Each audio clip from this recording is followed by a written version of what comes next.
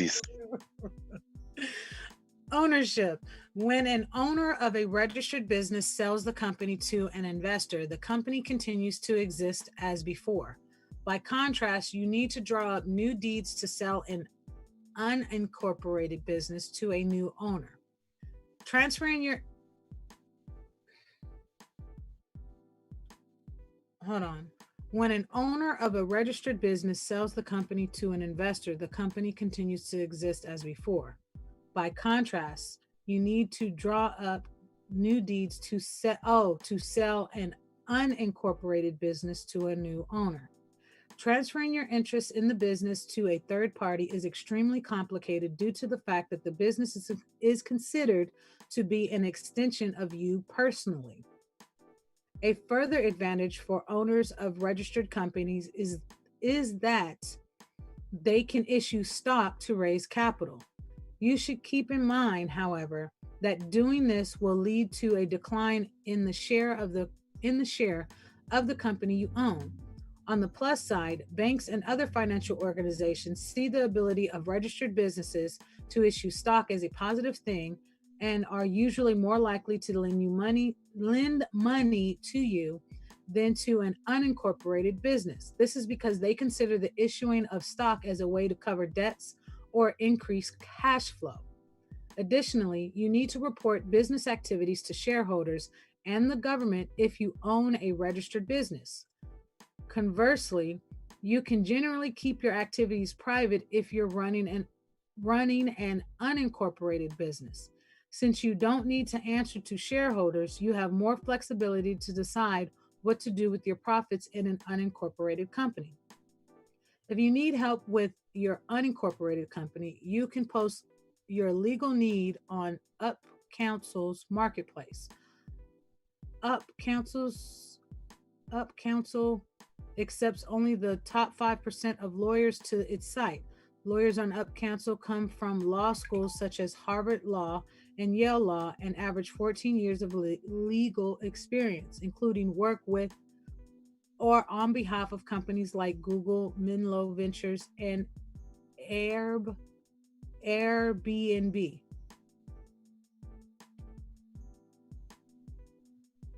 Mm-hmm. So what's the panel take on the difference between incorporated and unincorporated? Incorporated gives you protections. Uncorporated leaves you liable.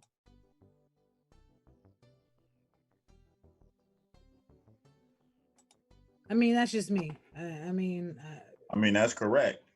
I mean, with the unincorporated, you have to put more of your startup capital and energy into it to get extra things that you don't have as being unincorporated.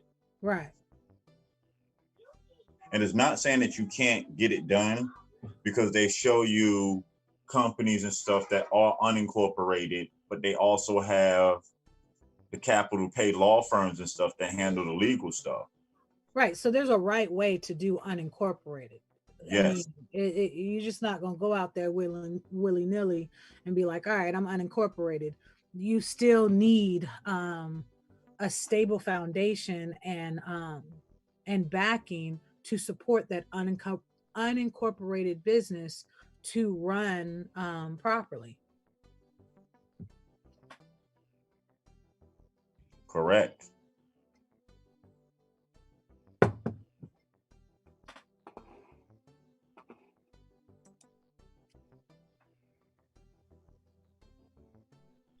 But even, okay, so being unincorporated equates to a sole proprietor. Even as a sole proprietor, you would still want to have things in place, running a business in general.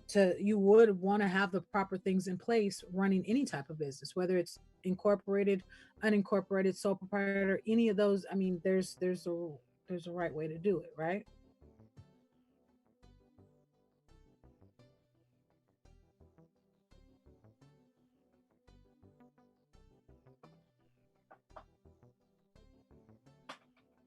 I'm sorry, can you say that again? So having a sole proprietor, it equates an unincorporated business to a sole proprietor. Even as a sole proprietor, having a little bit of an understanding, just a little bit.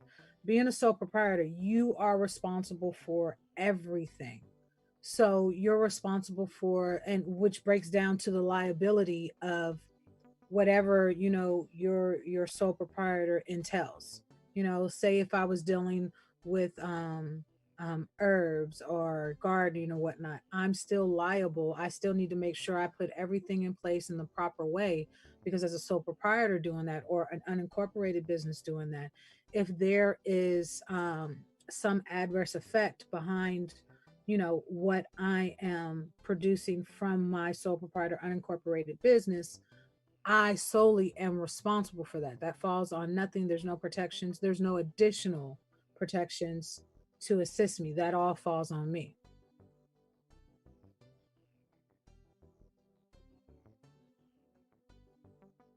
I believe that is correct.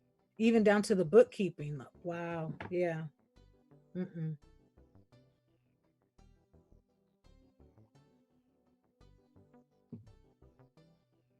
And to me, David Corey has a perfect analogy. Incorporated means embody. You win the game. You were able to play the game. You incorporated. And it's not saying Right. unincorporated mean that it's not. It just takes, you would have to have, again, the startup capital to make sure that you did it the right way, and have the insurance and things that you would need to protect yourself. Right. Because it opens you up to way more things that average people are not aware of, especially if they're just getting into the small business arena.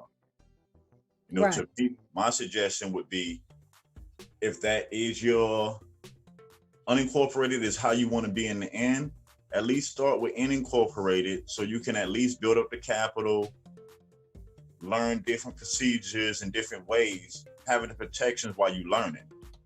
And to me, again, this is just me, unincorporated to me isn't a field that you would want to go and be learning hands-on.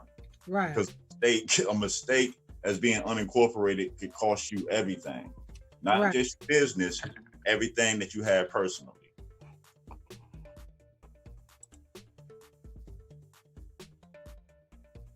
And grabbing the next link.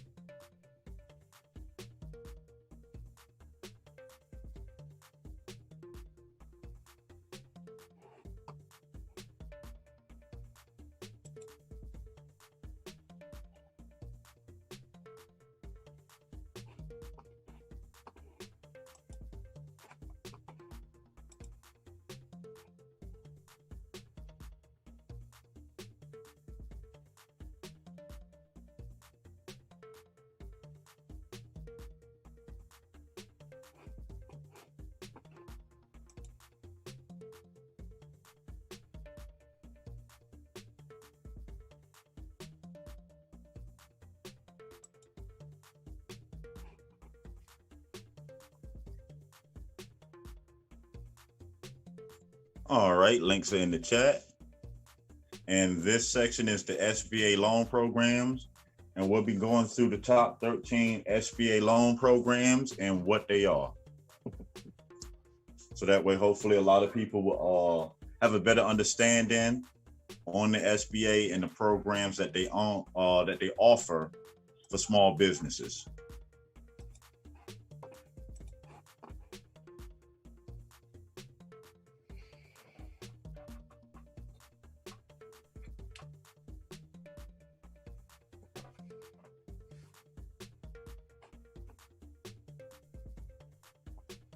I got it up.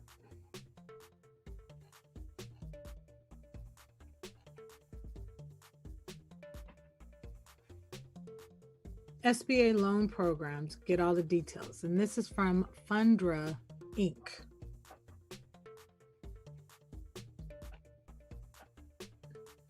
SBA loan programs are the different setups through which the SBA facilitates small business lending.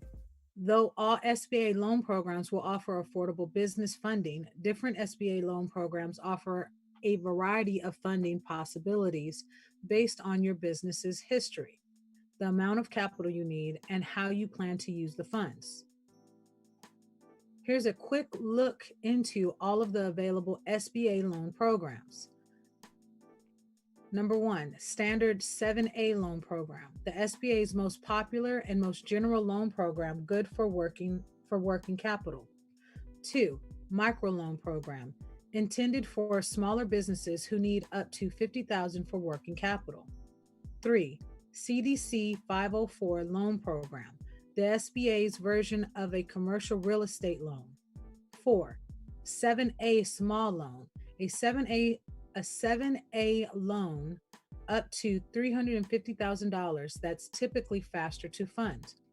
5, SBA Express Loan, SBA loans that come with a 36-hour approval turnaround time. 6, SBA Export Express, SBA loans for businesses that need to finance export needs at a fast turnaround time. 7, Export Working Capital, short-term loans up to $5 million for export businesses.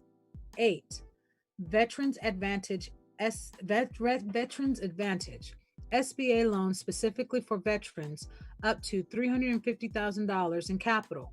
9, Cap Lines, the SBA's version of a business line of credit. 10, Home and Personal Property SBA Disaster Loans, offer up to $200,000 for repairing personal property. 11, Business Physical SBA Disaster Loans, offer up to $2 million for repairing business property. 12, Economic Injury SBA Disaster Loans, funding for post-disaster slow business. 13, Military Reservist Economic Injury SBA Disaster Loan, loans for businesses with a key employed called for active duty. In this guide, we look at the 3 primary SBA loan programs, plus 10 other sub-programs and how they work to help you determine which one is the best fit for your business.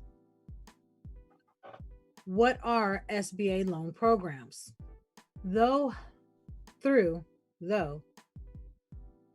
How and am I seeing this word right or saying it wrong?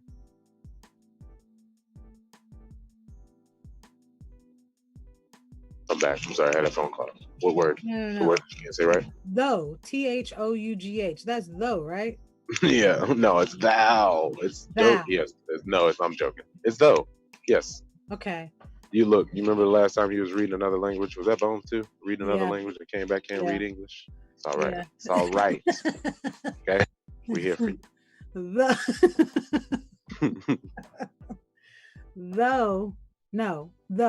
Okay. Though, how, and I don't feel like I'm comprehending. Though, how an SBA loan works. Okay. Though how an SBA loan works will vary. Okay. Though how an SBA loan works will vary from loan program to loan program. A hallmark of SBA loans is that they offer low rate, low term funding. SBA loans have some of the lowest interest rates that a business owner can find, and long repayment terms translate to manageable monthly payments. Plus, because most SBA loan programs will mean lessened risk for lenders in some form or fashion, SBA lenders lend more to small businesses. Together, participating lenders issued over $113 billion in SBA loans in the SBA's fiscal 2017 year. SBA loan programs have some drawbacks as well. Qualifying for an SBA loan is tough. These loans go only to the most creditworthy of borrowers. Plus, getting an SBA loan takes patience.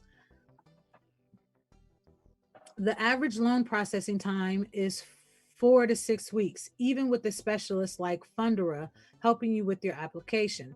These loan programs are the best for borrowers who don't have an immediate need for funds. If you need capital right away, try other quick business loans options. It is also important to note that while we go into the most popular SBA loan programs, there are many programs that the SBA offers for different entrepreneurs. They help facilitate SBA loans for women or community advantage loans for specific locality. Nope. What is that? Localese. There we go. SBA loan programs, details on all 13 of your options. Now that you understand the general mechanics of SBA loan programs, it's time to get practical. Here are all the SBA loan programs made specifically to provide funding to small business owners. The SBA 7A loan program. Most small business owners seeking an SBA loan start off with the 7A loan program. These loans accounted for more than 80% of the total volume of loans that the SBA guaranteed in 2017. 7A loans are general purpose small business loans, and you can use them for a wide variety of business purposes.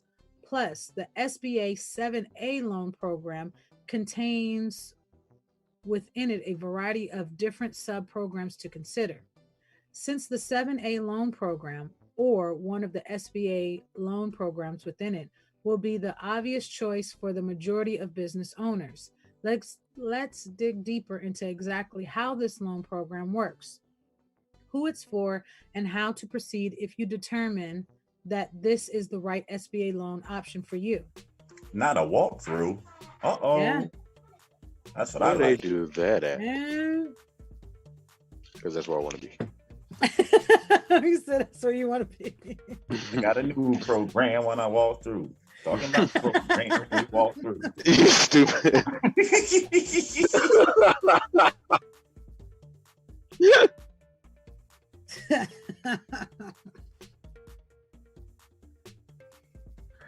Hey, it's Friday. I'm allowed to. Man, it's Friday. It really is Friday. It's Friday? Who the SBA? What's today? Yeah, it's Friday. What's that quote? It says, everybody else says it's Friday. Entrepreneurs say it's Friday.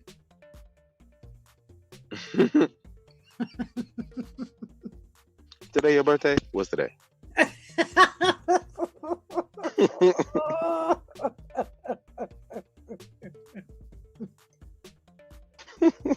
My bad. Who the SBA 7A loan program is for? Did I just read this? No, I didn't. Okay. It's Friday. Since the I was just about to say L7. Since the Did you do the one how it works yet? The SBA 7 for loan program works. I didn't. The 7, I keep wanting to say L7. There ain't no L's and 7s, okay? I'm just saying. I don't. They've all been taken.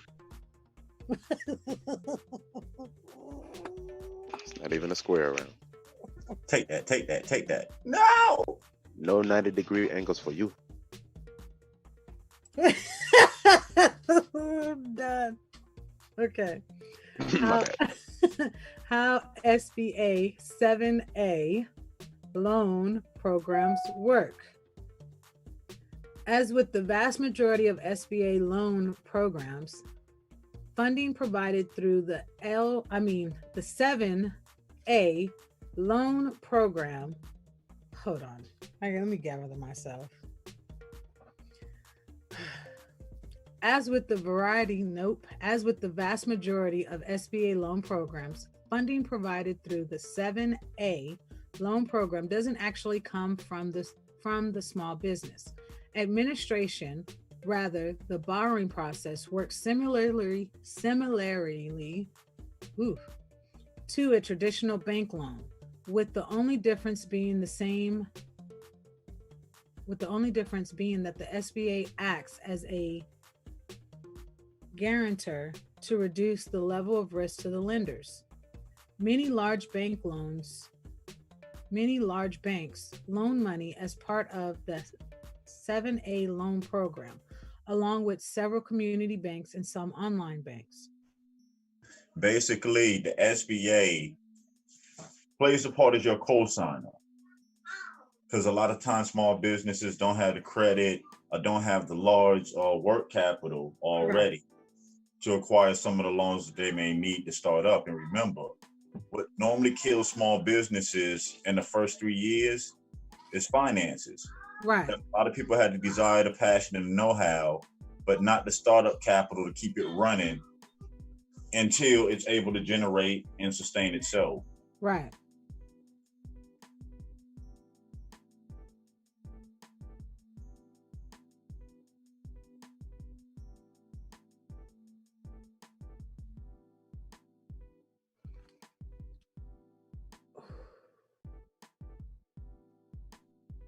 Who the SBA 7A loan program is for.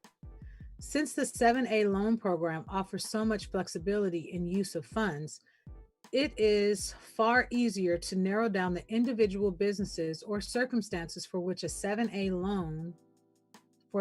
loans are not a good fit. You can't use this SBA loan program to reimburse a business owner for outstanding expenses, to pay delinquent taxes, or to buy out one of your business owners. Other than that, you're good to go. General working capital, purchasing a building or equipment, paying the salaries of your employees until you turn a profit, purchasing inventory or general supplies. Pretty much any expense you can think of can be covered by a loan from the 7A program. This is what makes the 7A loan program the default choice for most small business owners seeking funds through the U.S. Small Business Administration. To qualify for the 7A program, the small business owner must have a strong personal credit history, a FICO score of at least 650 is typical, and the business should have a solid financial record. You'll also need to put up some collateral and sign a personal guarantee. Although new businesses can sometimes qualify, most successful applicants have been operating their business for 2 years or more.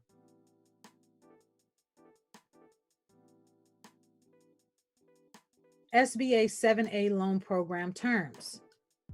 Interest rates on a 7A loans vary based on your intermediary lender, as well as the size of your loan and repayment schedule. The SBA sets maximum interest rates that lenders can't exceed. Subject to those maximums, individual lenders will determine the exact rate depending upon the applicant's qualifications and the level of industry risks facing each business. Those maximums vary from prime rate plus 2.25% to prime rate plus 4.75%. The prime rate is a market interest rate that serves as a benchmark for many types of loans. As of March 16, 2020, the prime rate is 3.25%.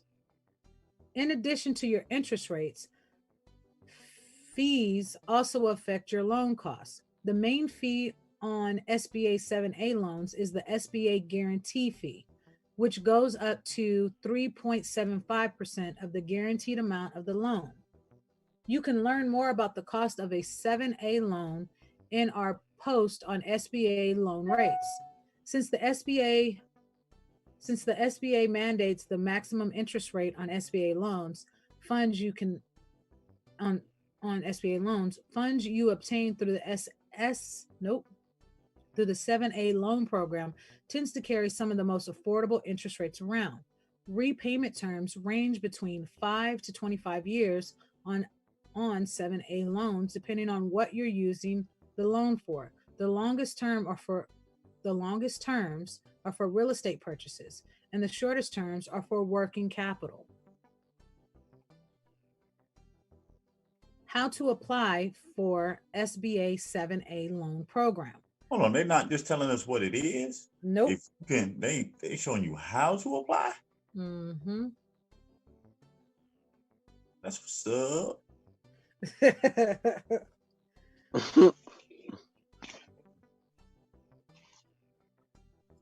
Several lenders participate in the 7A loan program. This includes large banks like Chase, Bank of America, and Wells Fargo, as well as smaller community banks. Whenever possible, apply through an SBA preferred lender. These lenders are authorized to make approved decisions without the SBA's review, which speeds up the application process. Your SBA loan application will require a lot of paperwork and details. So, we recommend allowing at least 6 weeks for the application process before you need cash in hand. A Fundera loan specialist can help you determine if you're eligible for SBA 7A loan program and put together your loan application.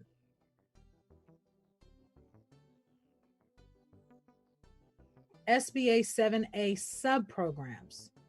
Within the umbrella of the 7A loan program, there are actually more SBA loan programs. Beyond the general 7A standard loan, there are different types of SBA loans for certain industries, financing needs, and entrepreneurial demographics. These SBA loan programs are less common than the standard 7A loan, but they could be a good fit for some businesses. Here are the loan programs under the 7A loan umbrella. 7A small loan, loans up to $350,000. The SBA determines eligibility and the turnaround time, 5 to 10 days, is faster than the traditional 7A loan. SBA Express, loans up to $350,000 with a faster turnaround time. These loans have a 36-hour turnaround for approval, but that means smaller loan amounts and highest interest rates. If you're looking for the SBA's Patriot Express loan program, it's no longer active, but the SBA Express loan is a good alternative to this program. Export Express. This program is for exporters looking for a streamlined method to obtain SBA-backed financing for loans up to $500,000. You'll get an answer on approval in 24 hours. Export working capital. 24 hours. That's like a day. Wait, what happened? I blinked.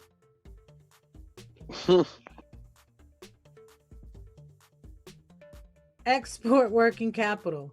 Export working capital loans going up to $5 million are for short-term loans for export businesses. Veterans Advantage. VA SBA loans of up to $350,000 for veteran-owned businesses. These loans come with reduced fees on financing. Cap lines. The SBA lines of credit portal and cash flow solutions for small business owners. SBA CDC 504 loan program. The second of the SBA loan program is the CDC 504 loan program.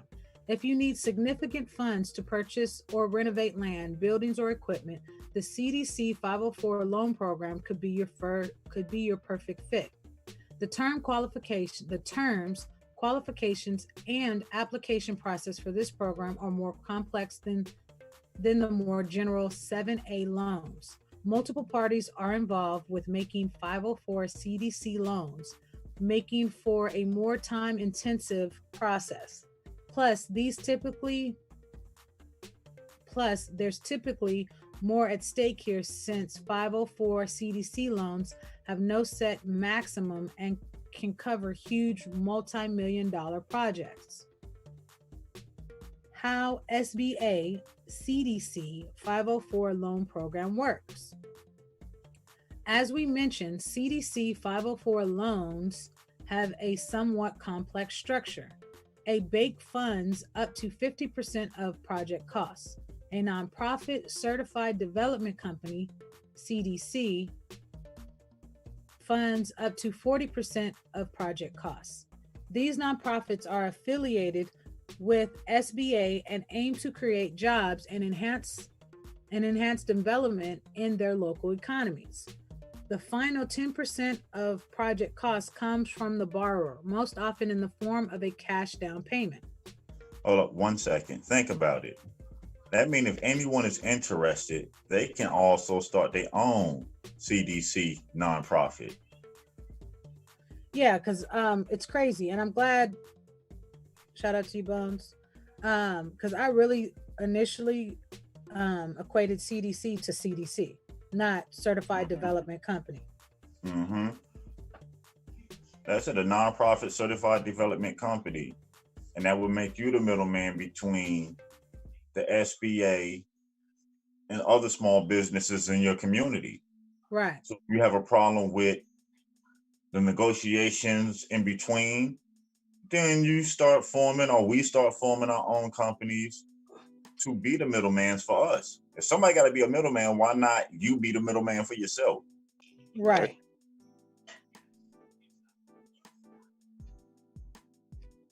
I mean, it's always a solution. You just have to take the time out to apply it. And again, this is for anyone who's interested in being on that side of the business. Makes sense. It is important to understand that if you pursue a CDC 504 loan for your business, you are effectively seeking two separate loans. The CDC portion of the loan, which is subject to SBA guidelines, and the bank portion, which is not.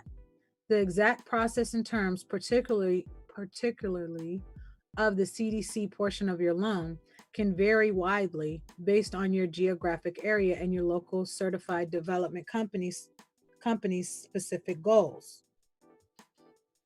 Who the SBA CDC 504 loan program is for. Since multiple parties are involved with 504 CDC loans and high dollar amounts are at stake, it is no wonder that these loans accounted for about 17% of total SBA-backed funds offered in 2017, but just 7% of the total number of loans. Compared with the other primary types of SBA loans, this one fits for a more specialized subset of small business borrowers. Include a CDC 504 loan among your potential options if you're seeking a commercial real estate property for which you plan to occupy at least 51% of the space. You should also consider a CDC 504 loan if you are planning renovations to your business or need to purchase equipment. As with the 7A loan program, you need excellent personal credit, at least 650, to qualify for the SBA 504 CDC loan program. There is also a public policy aspect to the eligibility standards. You need to create or retain at least one job for every $65,000 of funding that the CDC provides. You can also meet other public policy goals. We recommend checking with your local CDC to determine whether your business will meet these standards before pursuing a 504 loan application. SBA CDC 504 loan program terms. As we've mentioned, the CDC 504 loan is actually two separate loans, and that distinction extends to cost. Banks can charge their own interest rates on their portion of the loan without any intrusion from the SBA. However, the SBA sets guidelines for maximum interest rates on the CDC 504 loan. The CDC can only charge fixed interest rates. Those interest rates are currently around 5%. The repayment terms range between 10 to 25 years. How to apply for SBA CDC 504 loan program. Provided that you meet the criteria for a CDC 504 loan, you'll want to first connect with a CDC in your local community to begin the application process. In some cases, your local CDC will be the one to secure your business loan. In other cases, the CDC may work in partnership with another SBA approval lender. Remember that if a CDC 504 loan does not turn out to be the right fit for your business, the 7A loan program can also be used to purchase fixed assets and make upgrades. That might end up being a more accessible choice. So even if one program don't work, they point you in the direction of another one. Right.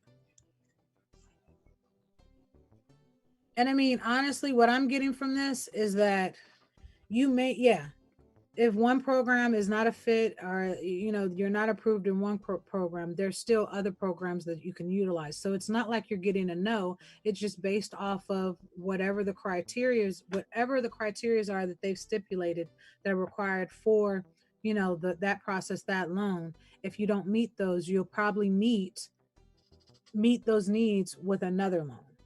So it's multiple options, and yeah, that's fine.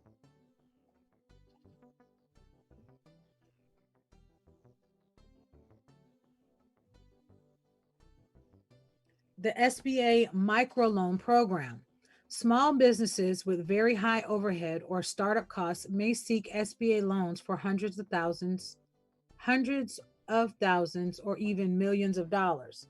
But other business owners need a much smaller amount to take the next major step in their business. Banks are already reticent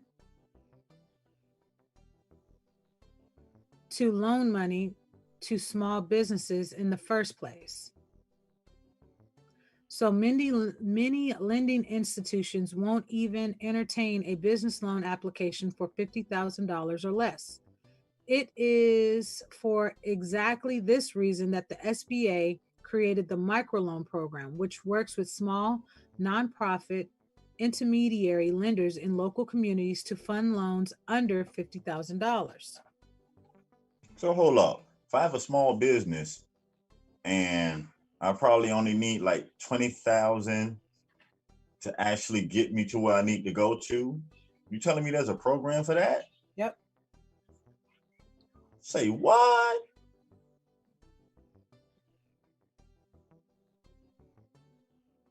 Yep.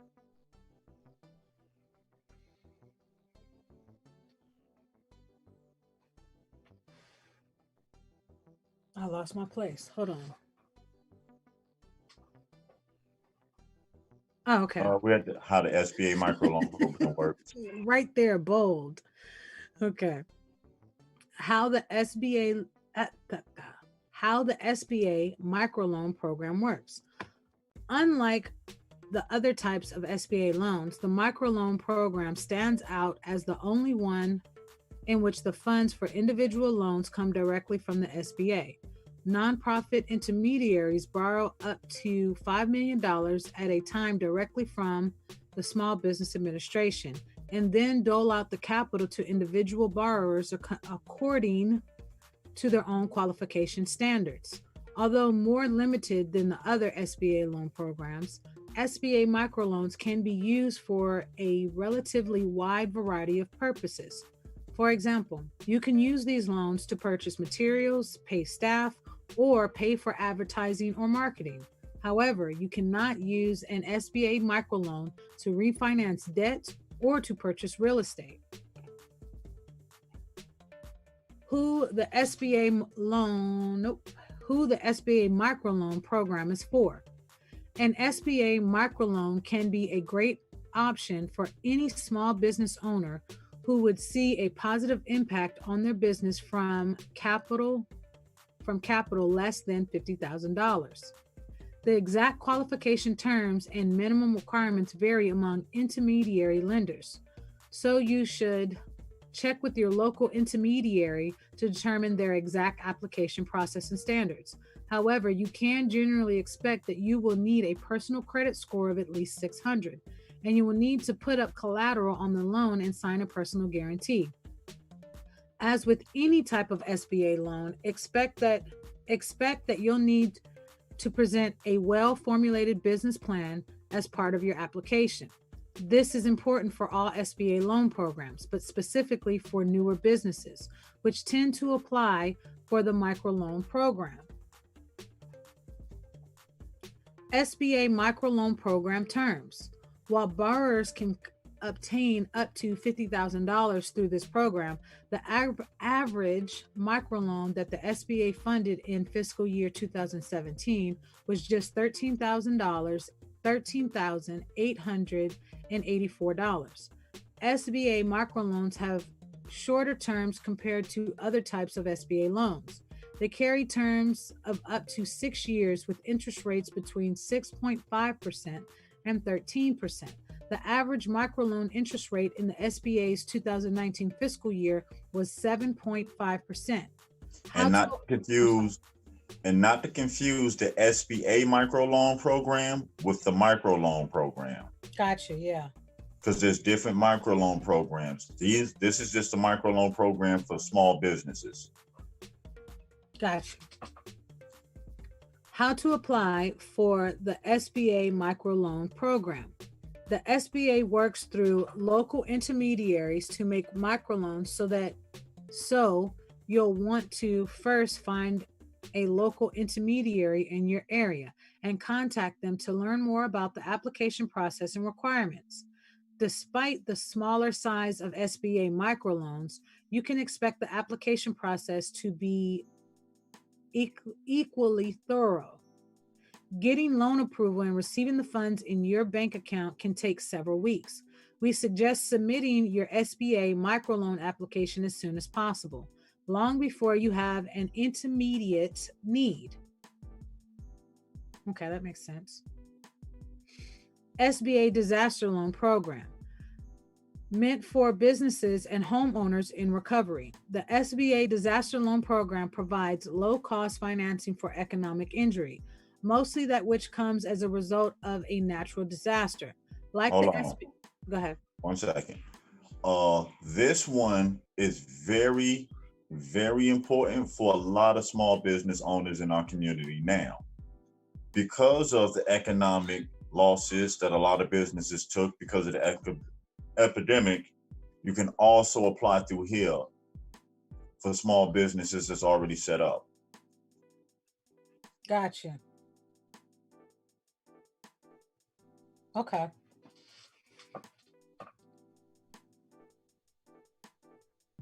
Like the SBA 7A loan program, the SBA Disaster Loan Program will have several loan programs within it.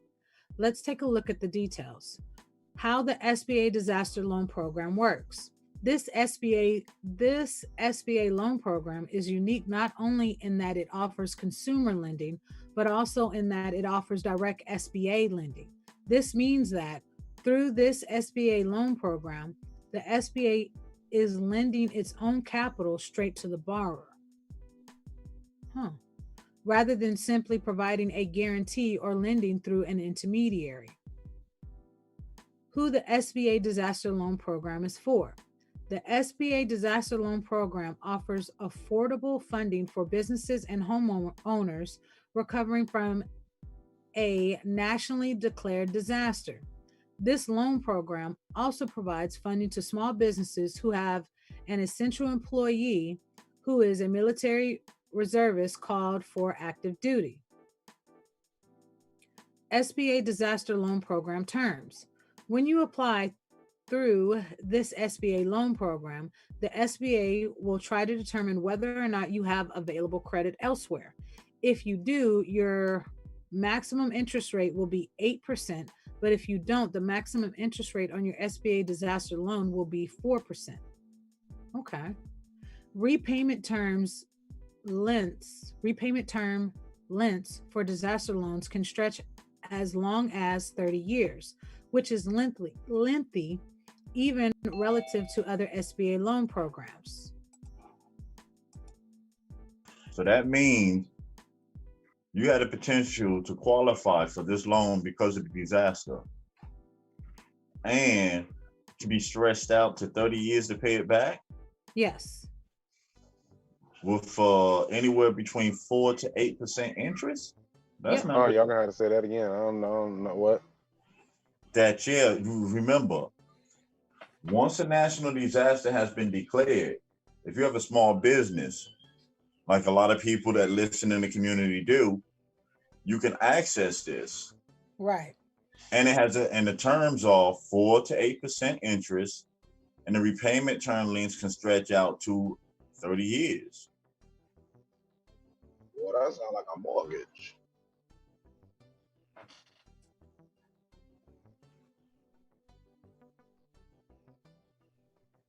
Hey, Copper Indio, glad you was able to come back in.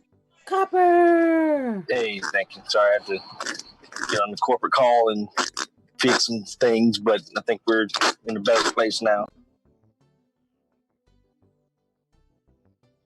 Alrighty.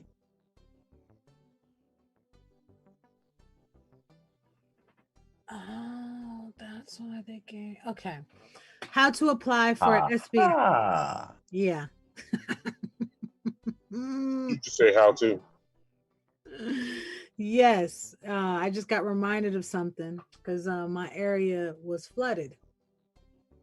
And yeah. FEMA came through. Yes. And I got a FEMA ID number. Yes, you can access it. Mm-hmm. Shout out to you, Bones.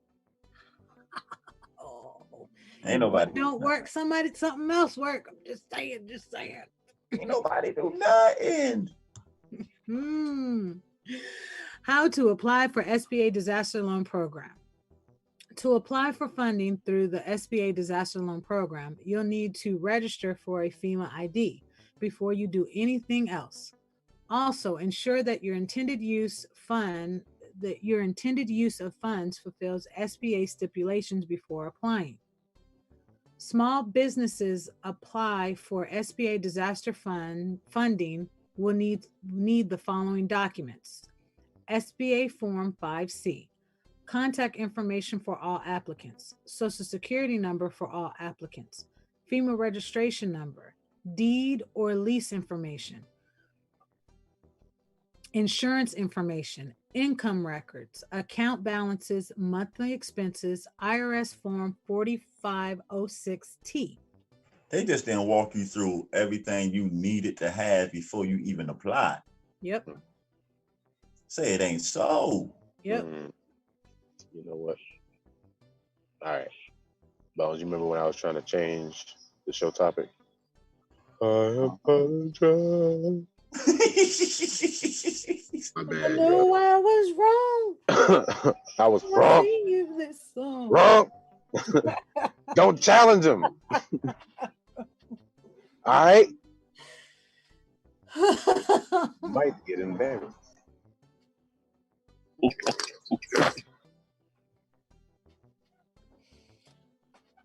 SBA disaster loan sub programs. As mentioned, the SBA disaster loan programs has multiple loan programs within it. Each of the 4 SBA disaster loan programs will address a slightly different need. So read closely. Hold up. You trying to tell me it's one program in 4 different parts? Yes. What is this?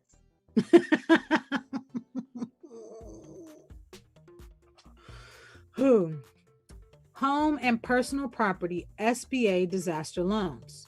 Through this SBA loan program, you can apply to replace or repair your primary place of residence or your personal property. Borrowers can access up to $200,000 to repair their primary residence and up to $40,000 to repair their personal property. Hold on. One more time, please. Through this SBA loan program, and that's home and personal property SBA disaster loans.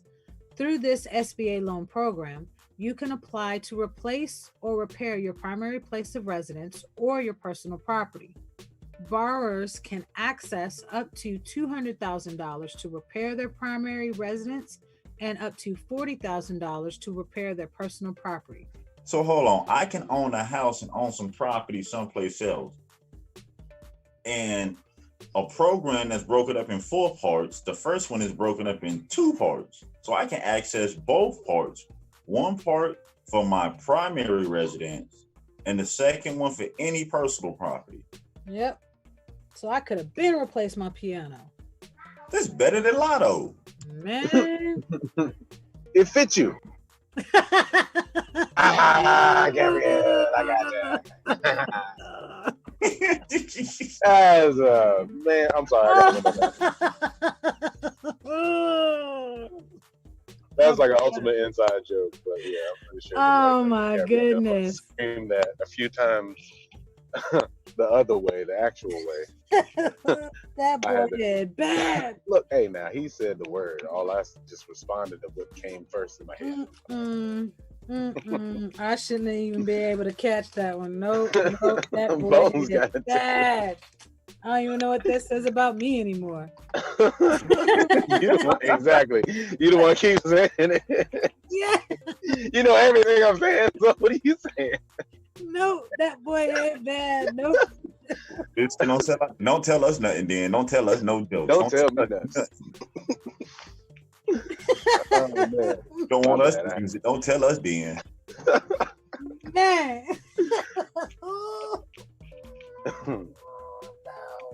Y'all'll be all right. It's Friday night. Actually, you laugh too much. That ain't telling you. People who laugh too much, you can't get on comedy stuff. No, you can't do it. Oh yeah, it don't work. They're gonna use it. They're gonna keep using it. Even when you're mad, they're gonna keep using it. I'm sorry. Even when you're trying to interrogate, I'm sorry.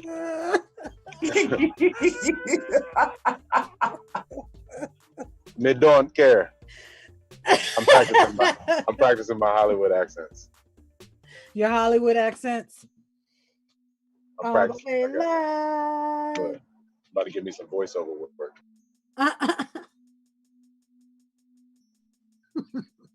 I'm sorry to interrupt. This right here, though, these how-tos that's splitting into other how-tos, and here you goes. All right. Here I go.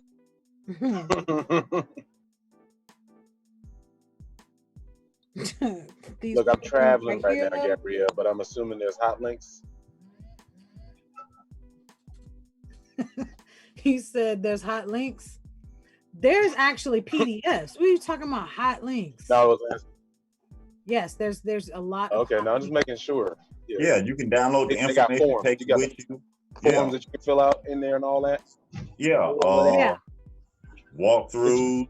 For the folks out there driving around right now that cannot view the screen, I'm just asking because I can't, and I didn't know. Oh yeah. They got hot links. Appreciate it. They got how-to hot links for how-to hot links. Mm-hmm. Hot links. How-tos for the how-tos. Right. For the how-to to that. Sentiment how-to. Won't that be 8 to? How-to? It's 8-2. How-to you do. We just tangerined all over the track. I apologize. No problem. We back to business, physical, SBA disaster loans. That's the Get your one. Couch. Look, you guys see. Gotta get Gabrielle early. She's gonna take it there. You're gonna take it there. Okay, your head bad. You don't know who I is. Okay. Business physical SBA disaster loans. This SBA loan program provides up to $2 million in funding for replacing or repairing the following business assets: real property, machinery, equipment, fixtures, inventory, leasehold improvements. Hold up. So I can access this for my business, for my home, and my personal. Yep. Huh. And how much does this information cost? Free. Free 99, like free 99 times.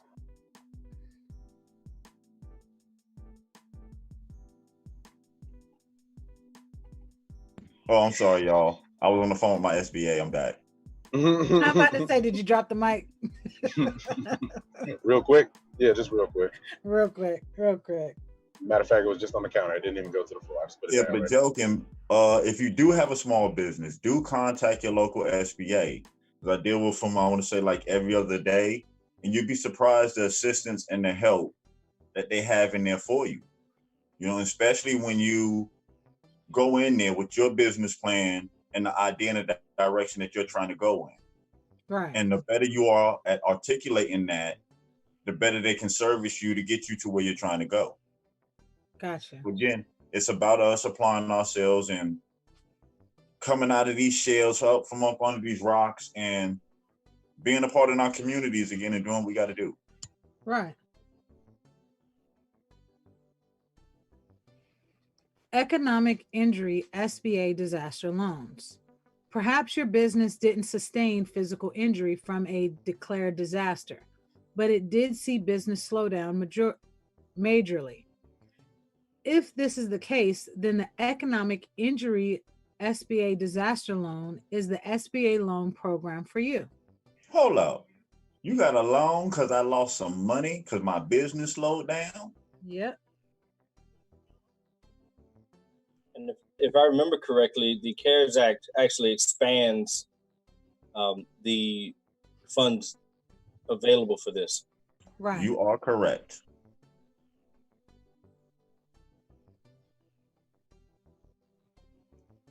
Military Reservists Economic Injury SBA Disaster Loan.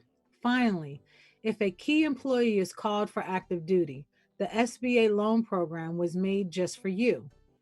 You could be eligible for up to $2 million in funding to smooth out your cash flow while your team member serves. Hold up. So if I have employees or members in my business that are active duty and call back, I get paid when they gone still? Uh-huh. I wonder if that counts for people that are in the reserves that get their unit activated. It says finally, if a key employee is called for active duty, it don't say what. Oh yeah, that's it right there. Yeah. There you go. Yeah, that's it. they are talking about Reserve, the Coast Guard. talking about your reserve. Yeah. Yeah, I reserve, was Coast confused. Guard. Yeah, okay. Because the Coast Guard's a part of it too. Yep. Oh Lord, I got a homie in the reserves. Man, get out of here. Get out of here. They not helping nobody. Do you guys mind if I read the provision that's in the CARES Act and HR 748? Break it on down. Please do. Oh, yours.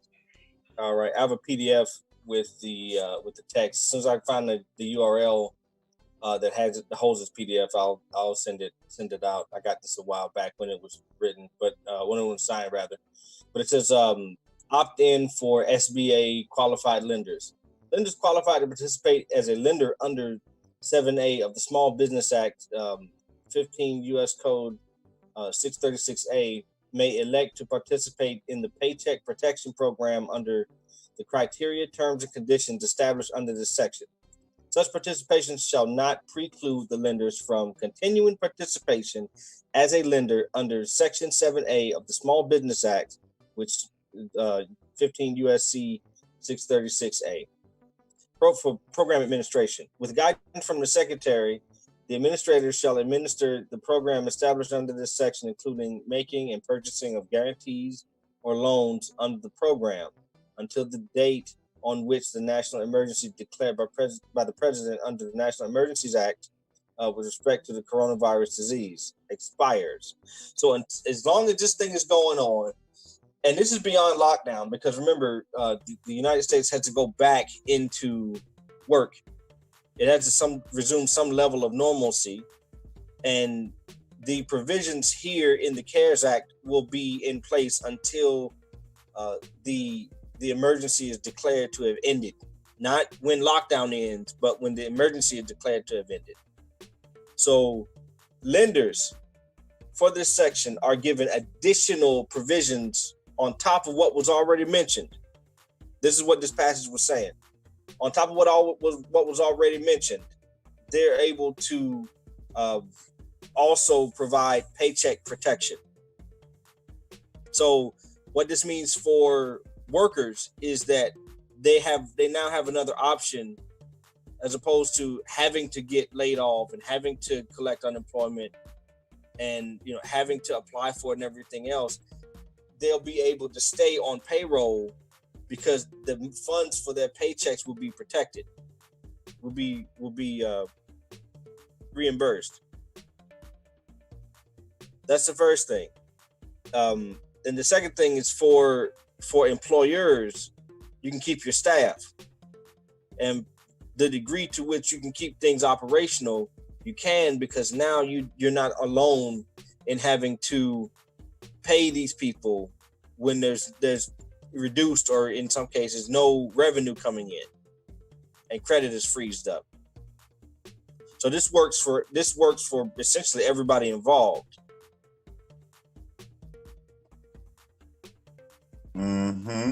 And also remember too, if you're interested in being a lender, you can start a nonprofit lending company and then be the middleman for your community dealing with the SBA and the expansion of lending during this time. Correct, because that adds you as a lender under section 7A of the Small Business Act. So that qualifies you for this if you do start a lending company.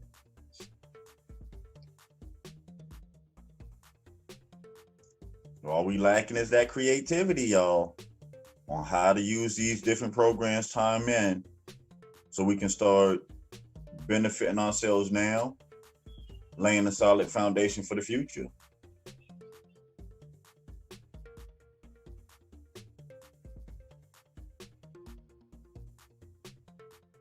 Facts. Plug yourself right on in. Is that a plug? I'm finna use it. There it is. Anybody keep hollering for the plug? What you know about the SBA?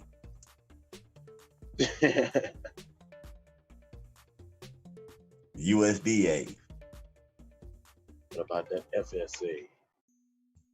Them real plugs. Them the plugs you need to know. That FSS. I promise you wouldn't even think about running off on them. Nah, not at all. You can run it back to him. That sounds Well, like I got another idea.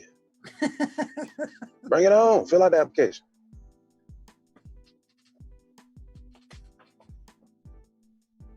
See you next week with another idea. I want to finish off the last paragraph, then we can go over thoughts on what we did today after we finish this last paragraph. Oh, my bad. There is a next paragraph. Okay. Okay. Bottom line. Applying for an SBA loan certainly requires a high level of research and organization, both of which involve an investment of your time in order to succeed. But as long as you choose the right SBA loan program for your business, follow the proper steps to organize your loan application, and allow plenty of time for the approval and funding process, obtaining a loan through the Small Business Administration can be an excellent low-cost financing option to move your business forward. I don't mind time. I don't mind work. I don't mind organization. I don't mind research. I mean, look at it this way. I don't care what you do, you always gonna spend time. Even doing nothing. Exactly. Yep. Or spending time doing nothing. Always gonna spend time. Yeah. So why not use it for your benefit and the Mm-hmm. success of your business? Where are you going to invest your time? Right.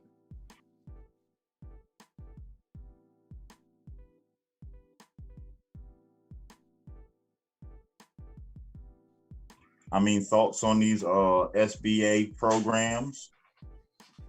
Reflections on what we went over today? This and dealing with the unincorporated businesses. Which one? The one that can help you, the one that can help you, or the one that can help you? Yeah, like which one we were talking? I'll just be specific on the one that can help you. These micro loans in the SBA, man, that's like the best thing I've learned thus far about small business is that the SBAs exist.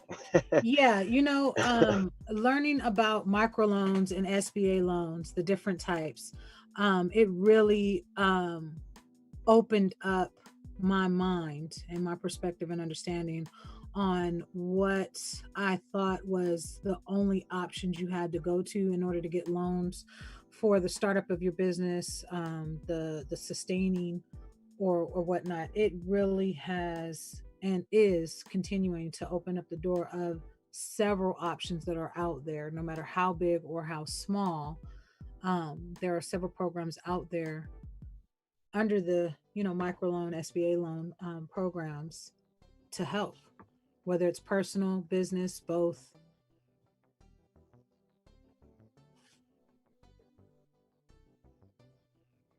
Just saying, that's me sharing. I can dig it. Is you picking Gardening up what I'm season. putting down? It's gardening season. Oh no. Just don't be putting no diseased plants in your compost heap. Just a heads up. Man, because you are what you eat. Come on, son. What's that on your tongue? Come on, daughter. Here's some tissue. The stuff on your lip got some stuff on it. Mm-mm. Mm-mm. Clean yourself off. You're bleeding. No. That boy is bad. Which one of y'all kick me? All 13 kicked me. I don't know about y'all. And I'm not even complaining. I'm mad because I want them to kick me again. And then they threw a bottom line behind it. Like, what you still waiting for? Mm-hmm.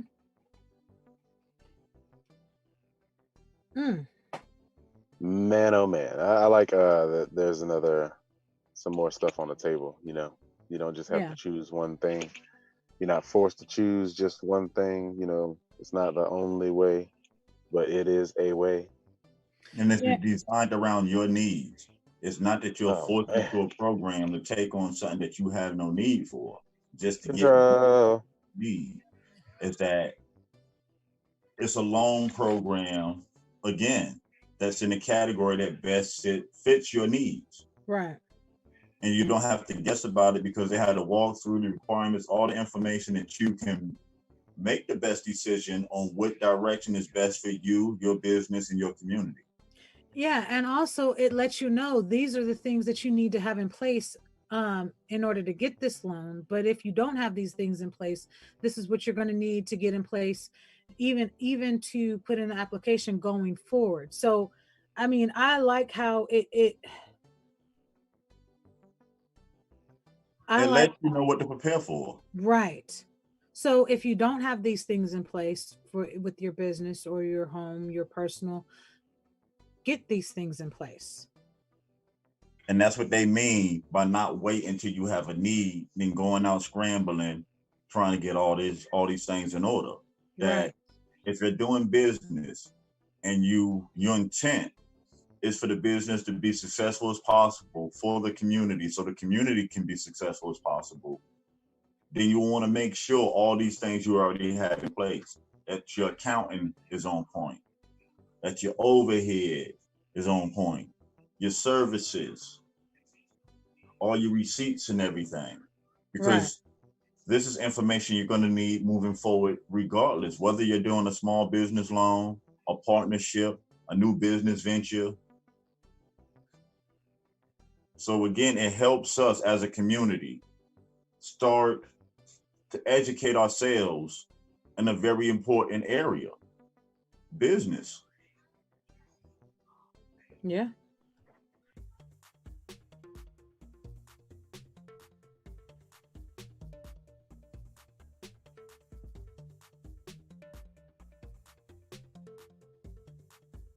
I'm good.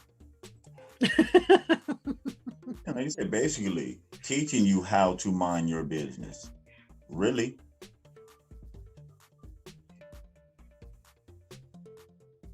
And again, every local municipality, there's a small business association. Yep.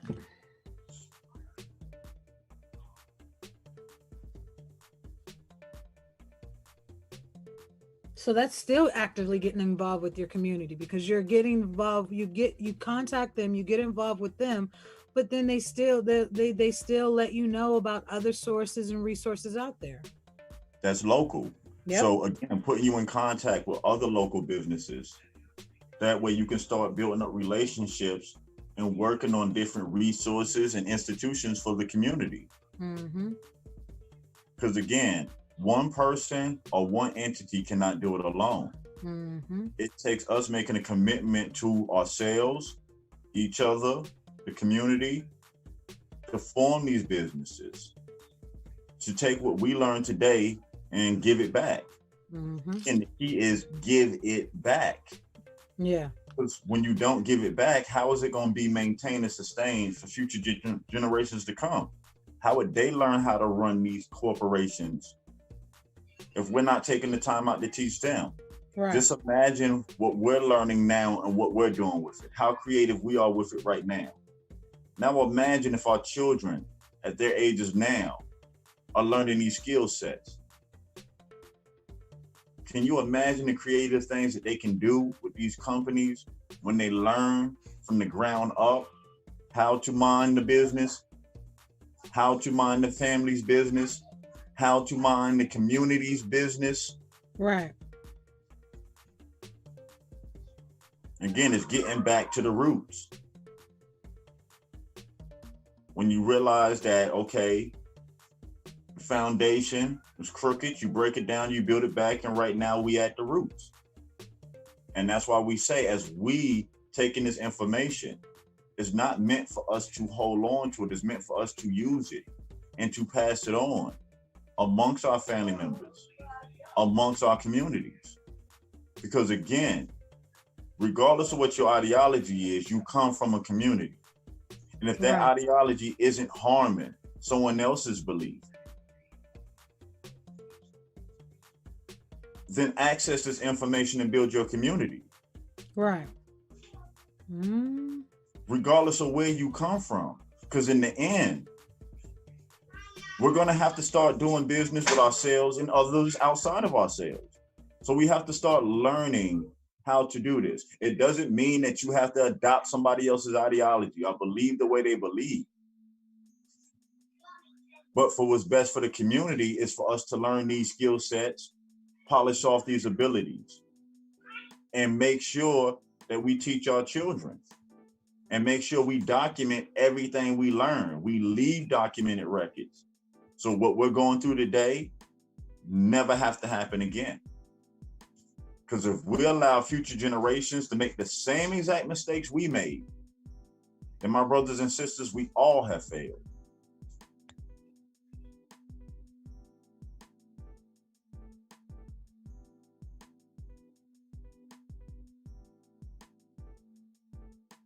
I just want to say real quick, for everybody that our community looks around at and cites their success as oppression of us, if you pay attention, if you stop and pay attention to how they move and what they do in business, they're doing a lot of the things we've outlined. And that's not to say that everybody that goes into these, that creates these kinds of businesses is corrupt, because it's not true. But what the message is that people are using what we're talking about, some for good things, some for very ugly things, very corrupt things. All we're saying is that these tools are at your disposal, and if you mean well for your community, you can take advantage of these and make things better. If your aim is to take care of your people, your family, your community, your friends, this is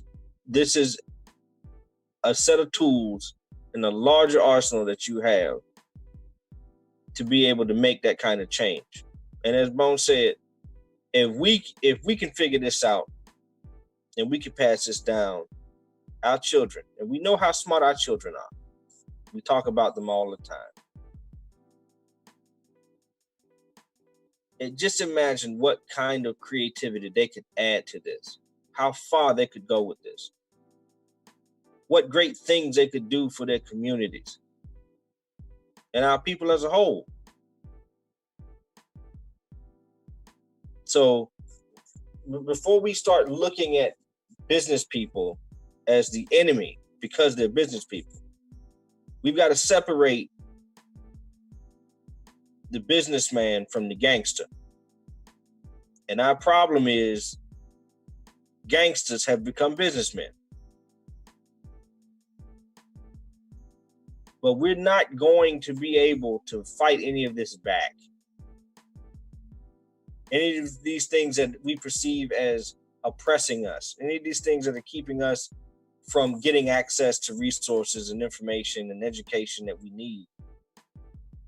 We've got to separate the businessman from the gangster, because many of you are businessmen and women, or looking to be, because you've identified a need in your community, not because you're a gangster, not because you're planning to defraud people, not because you're planning to just swindle anything from anybody and make a bunch of money for yourself at the expense of others. That's not the reason we're talking about business. We're talking about business so that we can use these resources to make our lives better, and our families' lives and our communities' lives better. We've got to stop looking at,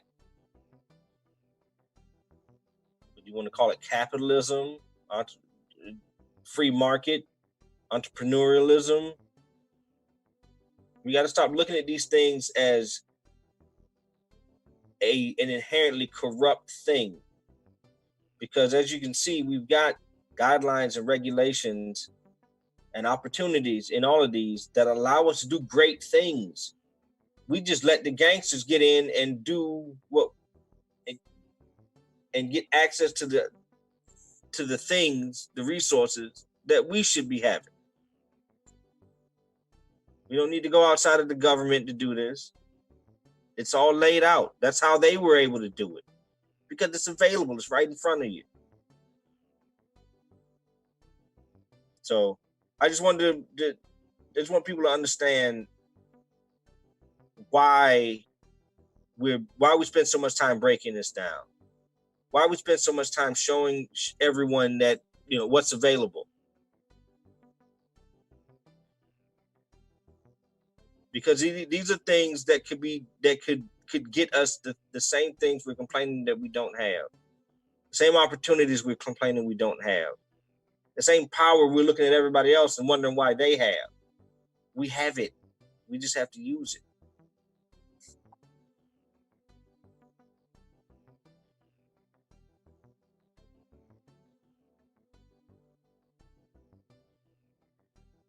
Right.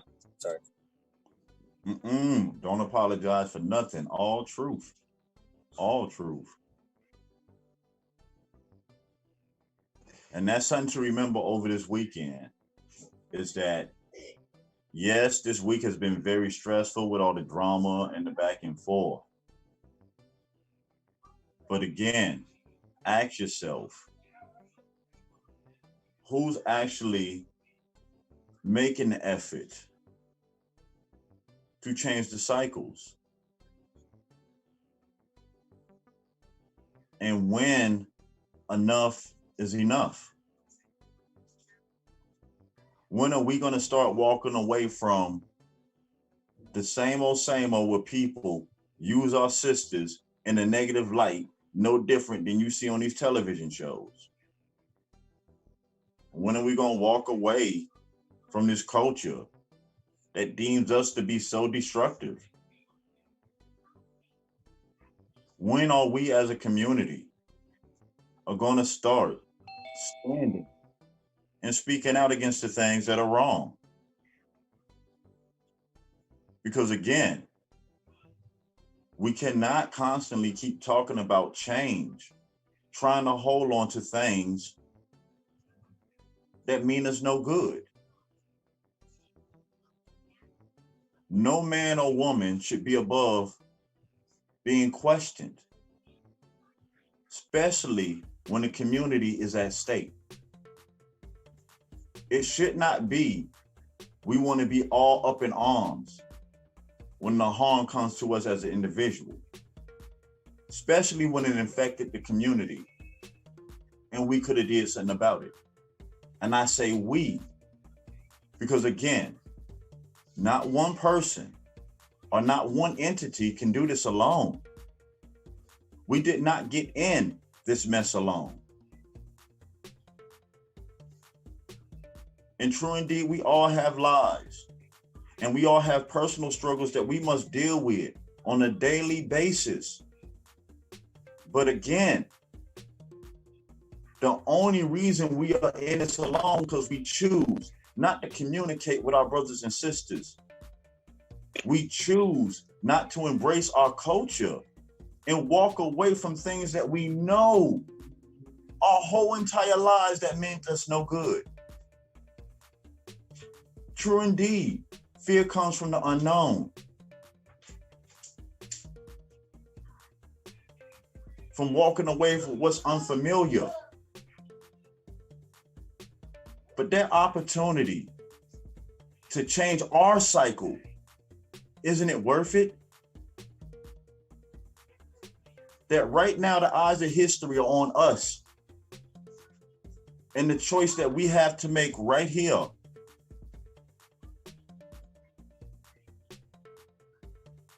And if you want history to judge you, then you, the individual, must ask yourself, what are you doing with that choice?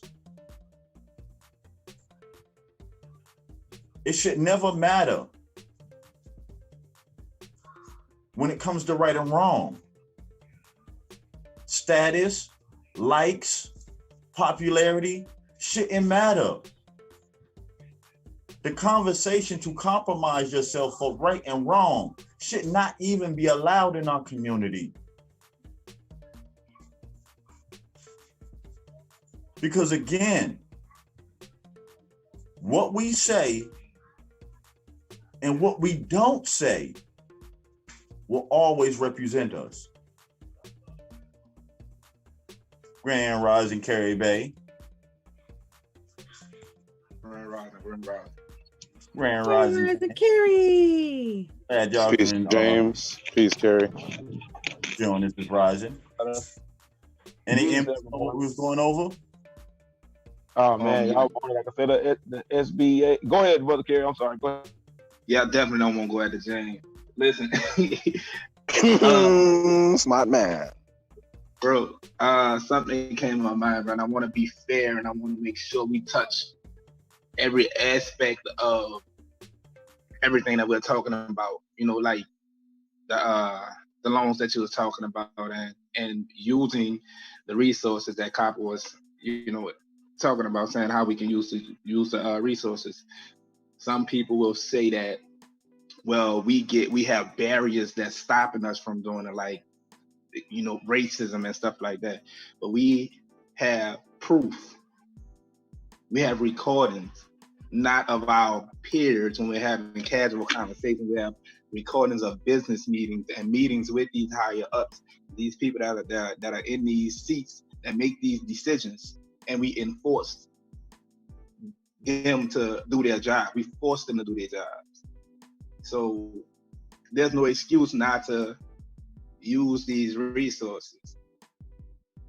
And that's what I wanted to speak on. I yield the mic. Peace, everybody. Anytime. You home. Thank you for that, Brother Kerry. I think that needed to be said, because there's always an answer. There's always a rebuttal when this kind of information comes up. Well, that's for these people. That's for the other.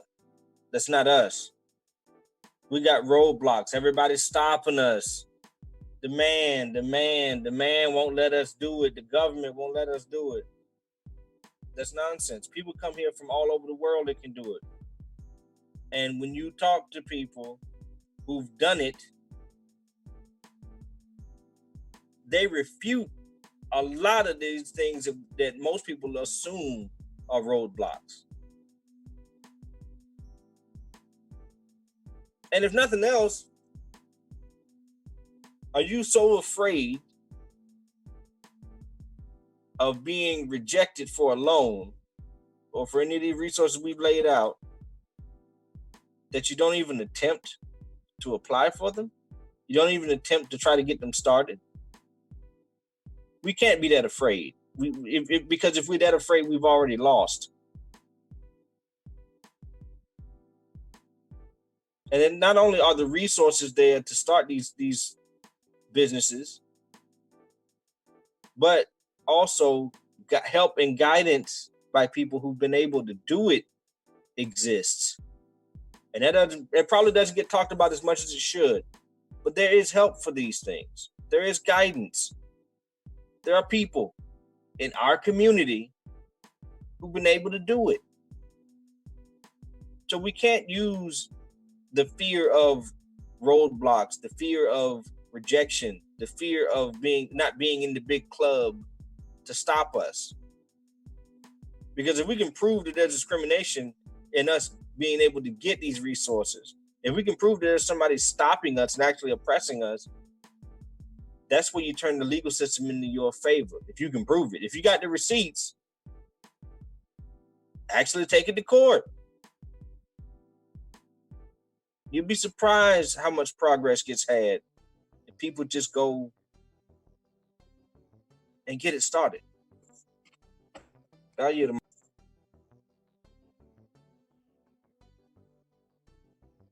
Brother James, you were saying something?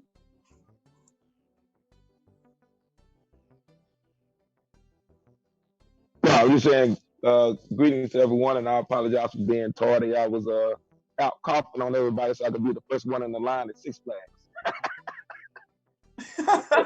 Yeah. Oh man, Busch Gardens on like 45 minutes. Yeah, Copy, you trying to go to Busch Gardens? Let's get it. I want to get on Superman ride, but y'all were hitting on it. Like I say, dealing with, especially with these SBA loans, these micro loans, and these other entities. And I always wanted to share that to those in the listening audience, don't let people that have never even attempted this avenue to deter you from trying. This is the kicker. You got to get off your couch. You got to get off your porch. Having a lot of conversations with so-called business people. When you listen to them, you let them talk long enough, you'll realize they have not done these steps. They'll call it fraudulent and nobody's going to tell you. And in most cases, you don't even have to go to court because there are entities out there that all you do is report. Because the last time I checked dealing with Virginia Beach, did any of us step in a courtroom to testify before a judge before anything got done, get that turned over? Nope. Oh. Nope. All it took correspondence and emails and going step by step, and they hung themselves. Now I'm gonna put it out there. There is a huge difference between a snitch and a watchdog. I would say we fall in the category of being a watchdog, because the watchdog is going to stay around, they're part of your family, until an intruder comes in to mean you harm. Then they do what they have to do. A snitch is in everybody else's business. We're not doing anything when you mind your own business. And everything that started, I can honestly say all this that people are talking about it started when we started talking about the census. Go back and listen to the shows. Everything was cool or copacetic, that we used to say back in the day, until we started talking about filling out the census. Because it is very hypocritical of you to say you're doing and have done your genealogy, but then you tell people not to fill out the census, when that is the primary source on how you can find out who you are. And a lot of this funding comes into play that we're talking about when you are counted. Why would they give you funding to do something, to do a development or a project or any type of building or even a community garden when nobody lives there? That makes absolutely no sense. Just think about it. They're asking you what the numbers are, and you, again, this time around, you didn't have to leave the comfort of your home. All you have to do is put in the information on your phone. So it's just amazing to me that people say that they want to do this and do that and start businesses, but how are you, I'll say again, how are you going to start a business in which you need capital and you're not tapping into the sources that can give you the capital? Because I'm sorry, GoFundMe, PayPal, Cash App, Patreon is not going to get you where you need to be. Not as far as doing business legitimately. Now, if you want to do some underhanded, undercover stuff, knock yourself out. But doing legitimate business where you're actually able to employ the people in your household and in your neighborhood, you can't do that through Cash App. That's not a reliable source. Because you may get $100 or $200 one day, and you may only get $2 the next day. You need a constant flow of income, of revenue coming in order to do what you need to do to get that capital. Because I don't know about anybody else, but I have a lot of dreams to do a lot of things, but I couldn't do it out of my pocket. Facts. And there's a difference between being rich and being wealthy. Rich people, they'll use their money and their flash and do whatever and bling blinging. Wealthy people know how to use other people's money to make money. What I was told, wealthy people write checks to rich people. Exactly. And when you figure out that, hey, I don't have to be in the limelight. I'm the man behind the scenes and actually getting things done, and you can point people to sources. And again, I'm waiting for someone, whether known or anonymously, to come up and say that anybody took any money from anybody to get them on the right path on what they needed to do for their families and their community. I'm waiting on that day. So that's really all I had to say. Like I said, if you don't believe me, just go ahead, because here they open up the state parks. Just cough a couple of times and everybody will move out of your way. Man, it works wonders. With that, I'm off this cotton picking mic.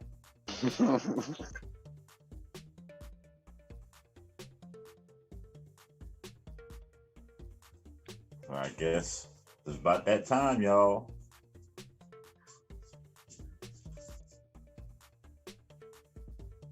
What you got for today, Gabrielle? Salivations. All right. Continue on your genealogical journey. It's important. Know who you are so that no one can tell you who you are. Pass that along to your children. That's important. So they can know.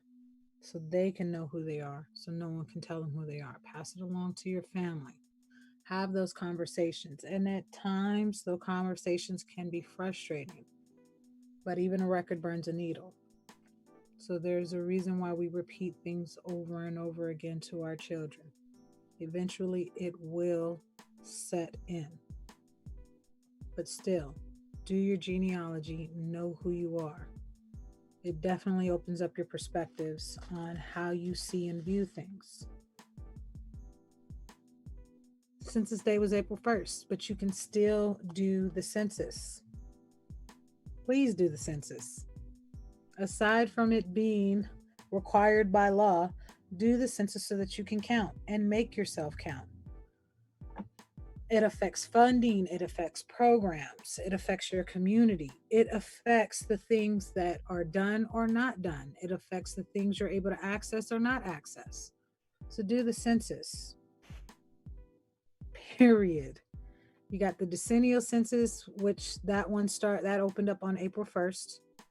And then you've got the ACS census. The ACS census, which has way more questions on it. That is what's used locally with your local cities, your states.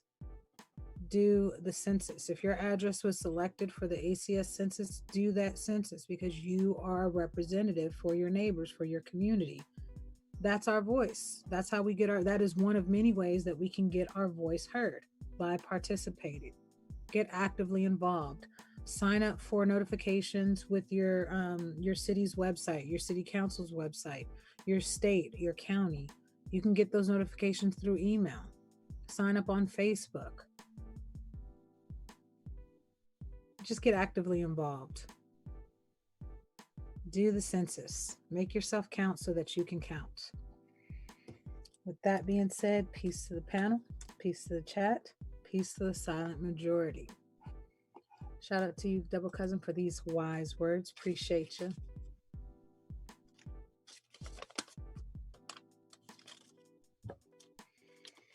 Protecting yourself is self-defense. Protecting others is warriorship.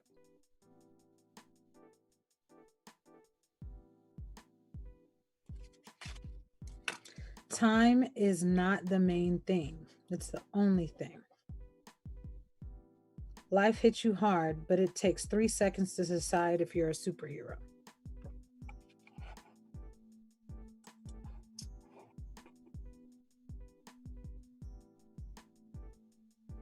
Wait a minute, can you repeat that? Life hits you hard, but it takes 3 seconds to decide if you're a superhero. 3 seconds. That's about the time it takes when you jump off the roof and hit the ground, right? About 3 seconds. Yep.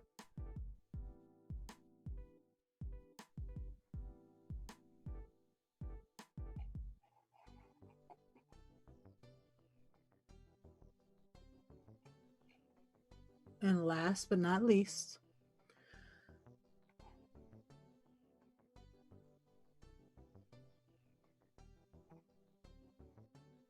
the first safe place you will always know is family. So you must protect that with all you've got. Don't let outsiders piss on your family. That's a threat to who you are. And lastly, family isn't always blood. It's the people in your life who want you in theirs, the ones who accept you for who you are, the ones who would do anything to see you smile and to see you achieve, no matter what.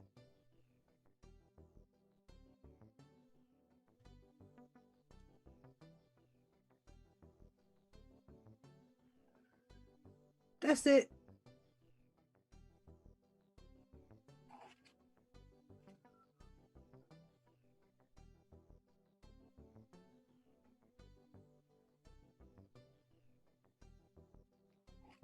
Mic check. 1, 2, 1, 2.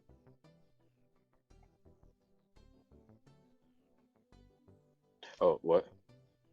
Yeah. What do you want from me? Email us at Autonomous Assembly. Is it my turn? Is it my turn? Is it Carrie's turn? Mic check. It's Who here? your turn. Can you hear me? Yeah, I can hear. Yeah. It is Carrie, recommended. Copper, Indio, and James. Yeah, You know what? Carrie. Yep. No, I'm going before Carrie. All y'all play too much. I don't even know why I'm following it. Oh yes, ladies first. All right, now listen. If anyone out there needs any assistance with any of the things that we spoke about today, do not be afraid to contact us. We don't bite. You can't do that online anyway. That's like some virtuosity stuff. You can't do that yet, I don't think. You can't bite online. Listen, the Zoom link is out there. The number is posted. The email is posted. Do not be afraid to contact us, even if you have just a quick question about what we said today or any of the years past posts that we've made about these programs. Plus, check the website out, SanshaMissAssembly.com. All of this information will be there right in your face so you can read it for yourselves and do your own research. But if you need any assistance, we are on the other end of that email address and Zoom link.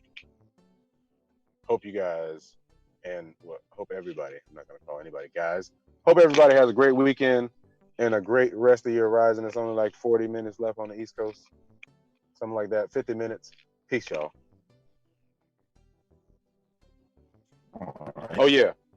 I'm just here to make you think I know what I'm talking about.com. We don't got no merch, though. Merchandise is not available. What you got for me, Carrie? I ain't fooling with no stuff. Yeah, man, I just want to tell everybody peace, bro. Peace. We're gonna continue doing what we're doing on our end. And if you're interested, get in contact with us. Same number, same email. Holler at us. Or talk to us. Peace, everybody.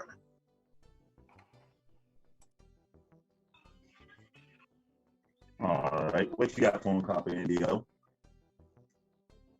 Well, I said most of what I had planned for this segment, but I just wanted to reiterate that the solid majority that we talk about, you are the people that are taking the information that we're putting out and getting things done. And we've gone through a pretty rough week, as Bones just mentioned. A lot of emotion, a lot of argument, and a lot of egos and such. And at the end, at the end of all of this, it's not gonna. Those egos and those arguments won't matter. What will matter is what's being done in the community. And like I said, you all don't get praised and talked about as much as you should, because it is the people that actually go out to the community and get work done in the community, whether it's social things, whether it's donations, charitable donations, that is, whether it is politics. If you're doing what's a help to your community, you have my and you have A2's highest admiration and thanks. That is what keeps us going. And whatever resources we're able to provide to help you push this further. Guidance on what's in the law. Inform you of resources that are at your disposal. Showing you what's possible. I think I can safely speak for the panel here in saying that where we can, we're not only willing, but would love to be of assistance for that. We can't do everything for you, but we can point you in the right direction. We can't tell you how to think. We can't tell you how to operate. We're not lawyers. But any information, resources that we have that we feel can be of service and of value to you, we're willing to offer. This is how much you all mean to us.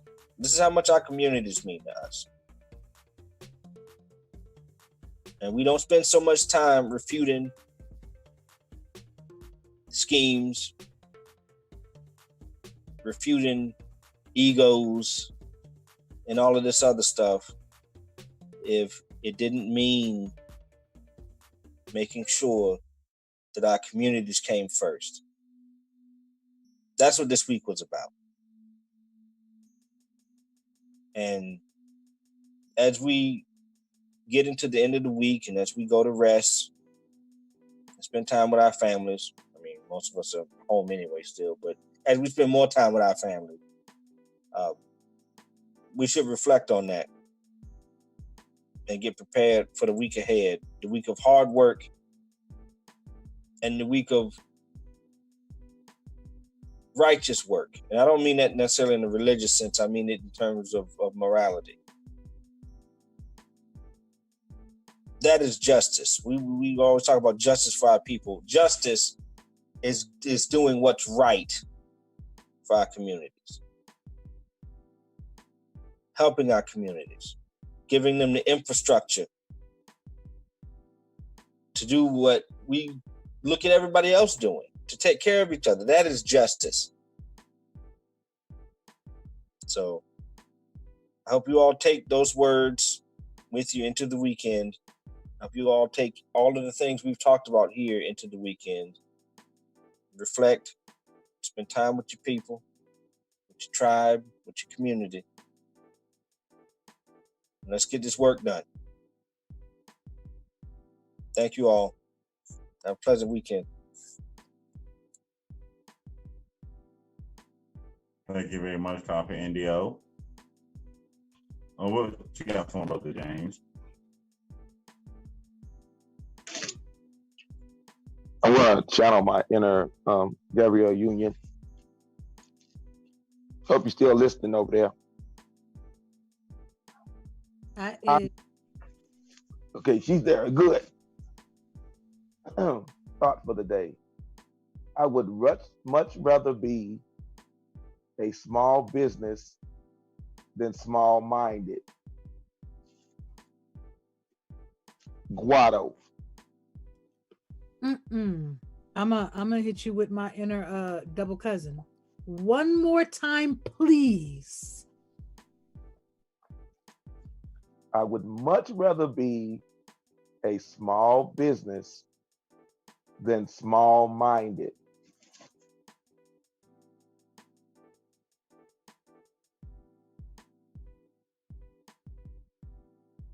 That ain't no marination for you.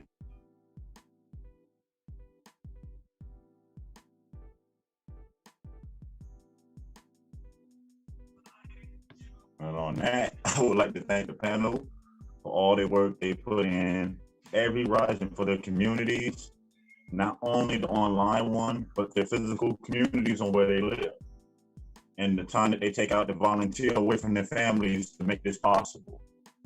Also like to thank all of the chats and the silent majority, because again, it takes all of us putting this time in, every rising to make this possible. So continue work you're doing out there. Continue working on your genealogy. Enjoy your weekend.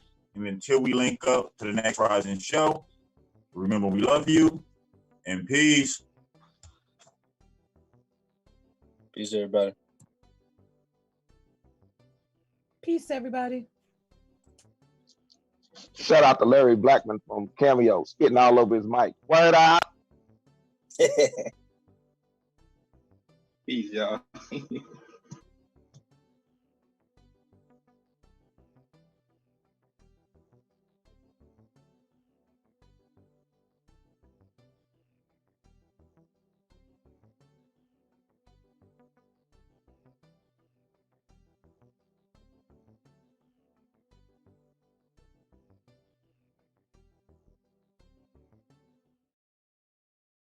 More than 270, more than enough to become the 44th President of the United States. He will be the first African-American President of the United States. I've been broke all my life, but I kept hope all them nights. You see business in my city? Yeah, they closed all them twice. I was just riding down Salem, all them damn potholes, I can't drive. I know y'all can fix it faster, but I know y'all won't try. Don't nobody care about us, and that's why I don't vote. Voted for Obama back in 2012. I remember that's when I had hope. He was saying, yes, we can. And everybody got less food stamps. And when I turned 21, I was still broke. I'd never vote again. I don't think I ever had a president make my life better. Did it all on my own. Ain't no politician ever do a nice gesture. I don't even know the mayor's name. I ain't never seen her one time ever. Tell me how she gonna help the city. What I'm supposed to do, write letters? What I'm supposed to do, blame Trump? He ain't never really gave a Ain't nobody raised minimum wage. None of these jobs pay enough. I think they just want to keep us broke, cause they ain't putting none in place for us. This how all my people feel, but we gotta learn. We complained enough, let me change it up.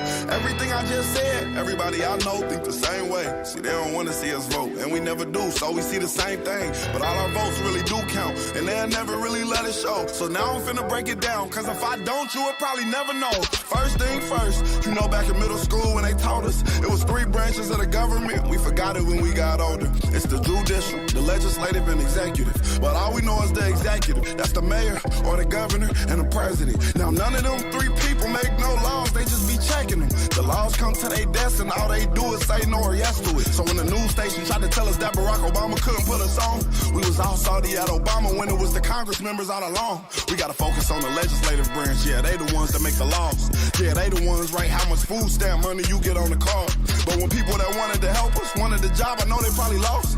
Cause we ain't even know their name, we ain't know their face, we ain't know it all. So the Congress or the State House, that's legislative, they make laws. So what we want from the president is what they do. Okay, y'all? See, they election every 2 years, but we don't ever even go to those. The Congress, they can raise minimum wage, but we ain't even really know it though. So you know how back in 08, when we all voted for Obama, we was all supposed to go back in 2010 and vote for the Congress. Cause they the ones make child support laws. They the ones choose if your kids at school get to eat steak or corn dogs. The State House make the court costs. So if the country failed, then you can't say it's them, it's your fault. Cause y'all ain't know to vote for Congress members that was for y'all. And they don't gotta leave after 4 years, and we just let them sit. See, they don't wanna tell you this, they want you to focus on the president. Now the third branch is the judicial, that's judges. They the reason why John Crawford and Trayvon ain't had justice. So when Meek Mill got locked up just for popping willies, we blame the judge and not the city when they let her get voted in, cause they ain't know who to vote against. Imagine life on the other side. Roads better, schools better, everybody get their license back, grocery store food better, custody of your kids back, homeless people get new shelters. If we gon' fix the U.S., we gotta start with them 2 letters, me and you. Somebody told us that the government wanna keep us broke, but the only reason why those people in the government is cause we ain't vote. And I ain't talking about the president, I'm talking about the ones we ain't know. See, they was gonna try to keep it low, but it's gonna hurt them when they see the pros. Every time you stay home, someone is making a decision about you, making decisions about the air you breathe, the water you drink, the food your kids eat, and how much money you bring home every 2 weeks. So every time you sit out an election, every time you don't show up because you think it doesn't matter, someone else is happy that you didn't show up, so they can make that decision for you. Vote. Enough electoral votes, more than 270, more than enough to become the 44th President of the United States. He will be the first African-American President of the United States. I've been broke all my life, but I kept hope all them nights. You see business in my city? Yeah, they closed all them twice. I was just riding down Salem, all them damn potholes, I can't drive. I know y'all can fix it faster, but I know y'all won't try. Don't nobody care about us, and that's why I don't vote. Voted for Obama back in 2012. I remember that's when I had hope. He was saying, yes, we can. And everybody got less food stamps. And when I turned 21, I was still broke. I'd never vote again. I don't think I ever had a president make my life better.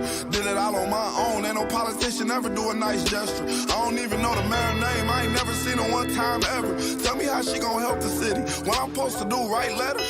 What I'm supposed to do, blame Trump? He ain't never really gave a Ain't nobody raised minimum wage. None of these jobs pay enough. I think they just want to keep us broke, cause they ain't putting none in place for us. This how all my people feel, but we gotta learn. We complained enough, let me change it up. Everything I just said, everybody I know think the same way. See, they don't want to see us vote, and we never do, so we see the same thing. But all our votes really do count, and they'll never really let it show. So now I'm finna break it down, cause if I don't, you would probably never know. First thing first, you know back in middle school when they taught us, it was 3 branches of the government. We forgot it when we got older. It's the judicial, the legislative, and executive. But all we know is the executive. That's the mayor, or the governor, and the president. Now none of them 3 people make no laws, they just be checking them. The laws come to their desk and all they do is say no or yes to it. So when the news station tried to tell us that Barack Obama couldn't put us on, we was all salty at Obama when it was the Congress members all along. We gotta focus on the legislative branch, yeah, they the ones that make the laws. Yeah, they the ones write how much food stamp money you get on the card.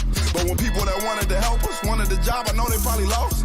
Cause we ain't even know their name, we ain't know their face, we ain't know it all. So the Congress or the State House, that's legislative, they make laws. So what we want from the president is what they do, okay y'all? See, they election every 2 years, but we don't ever even go to those. The Congress, they can raise minimum wage, but we ain't even really know it though. So you know how back in 08, when we all voted for Obama, we was all supposed to go back in 2010 and vote for the Congress. Cause they the ones make child support laws, they the ones choose if your kids at school get to eat steak or corn dogs. The State House make the court costs. So if the country failed, then you can't say it's them, it's your fault. Cause y'all ain't know to vote for Congress members that was for y'all. And they don't gotta leave after 4 years, and we just let them sit. See, they don't wanna tell you this, they want you to focus on the president. Now the 3rd branch is the judicial, that's judges. They the reason why John Crawford and Trayvon ain't had justice. So when Meek Mill got locked up just for popping willies, we blame the judge and not the city when they let her get voted in, cause they ain't know who to vote against. Imagine life on the other side. Roads better, schools better, everybody get their license back, grocery store food better, custody of your kids back, homeless people get new shelters. If we gon' fix the U.S., we gotta start with them 2 letters, me and you. Somebody told us that the government wanna keep us broke, but the only reason why those people in the government is cause we ain't vote. And I ain't talking about the president, I'm talking about the ones we ain't know. See, they was gonna try to keep it low, but it's gonna hurt them when they see the pros. Every